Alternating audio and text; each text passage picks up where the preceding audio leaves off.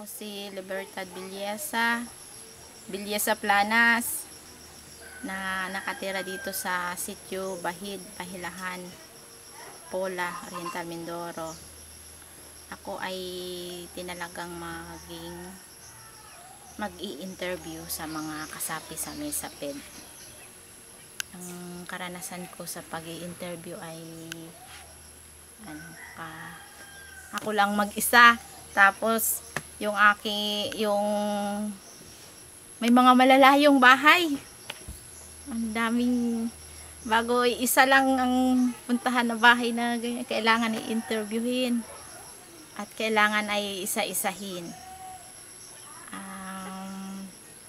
Ayos naman at sila'y napuntahan ko sa kanilang bahay at nakita ko pati yung ang kanilang pamumuhay, kung ano sila,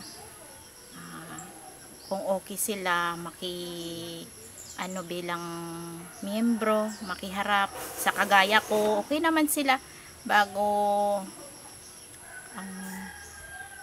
medyo mapagod lang din maglakad.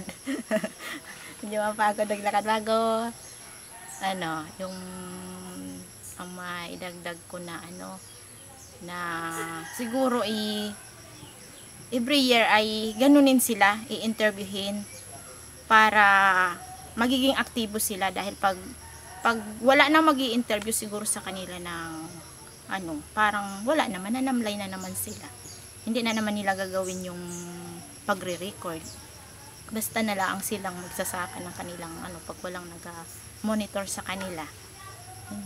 Yun lang, sir.